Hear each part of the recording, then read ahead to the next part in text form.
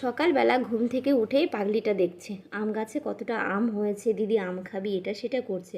আর এদিকে দেখো সকালে আমার বরমশাই একটু কাজ করছিল, ওই দেখো বললাম না আম দেখাবে।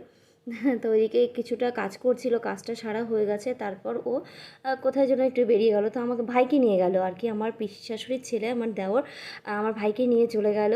তো আমি ভাবছি কোথায় গেল কোথায় গেল, আর এদিকে দেখো আমার শাশুড়ি মা নিচে কাজ করছে। তো নিচে যেহেতু মা থাকে বাবা থাকে, তো নিচে ওনারা একটু কাজ করছিল। আর এই দেখো তারটা ওখানে রেখে গেছে, তাই নিয়ে তো আমার শাশুড়ি বেজায় রেখে গেছে।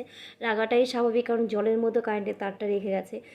আর এই দেখো, দেখেছো তোমরা তো বুঝতেই পেরে গেছো। হ্যাঁ, আমার বর আনতে গেছিলো কুলার। তো সকালবেলা না ঘুম থেকে উঠে আমি এতটাই গরম লাগছিলো, মানে বাড়ি থেকে এসেছি, বাড়িতে তো আমাদের ওইদিকে অনেকটাই ঠান্ডা, আমাদের কল্যাণীতে যতটা গরম তার ততটা গরম বগুড়াতে নয়। তো এই দেখো আমার জন্য মানে সকালবেলা উঠে এতটা মন খারাপ লাগছিলো, ঘুমিয়ে পুরো অস্থির হয়ে গেছিলাম। আর কান্নাও রীতিমতো করে দিয়েছিলাম যে আমাকে কেন নিয়ে এসছো তুমি, আমি গরমে থাকতে পারছি না, সহ্য করতে পারছি না, আর কটা দিন থাকলে কী হতো, এরকম একটু যাক বকাঝকা করেছি, কান্নাকাটি করেছে। তো বললো যা তোমার জন্য আমি একটা কিছু নিয়েই আসছি।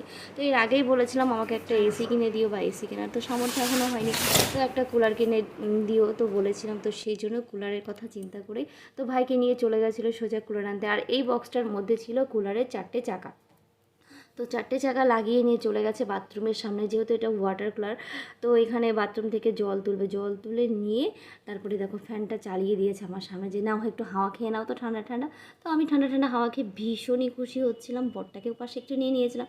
আর এই দিকে সকালবেলা সরি দুপুরবেলা আমার 2 কন্যা ঘুমোচ্ছিল। তো ঘরে বেজায় গরম বেজায় গরম, যারা না থাকবে তারা বুঝতে পারবে না যে ওপরে কতটাই গরম। তো এখানে দেখো ওর বাবা কুলারটা ওদের সামনে ফিট করে দিচ্ছে।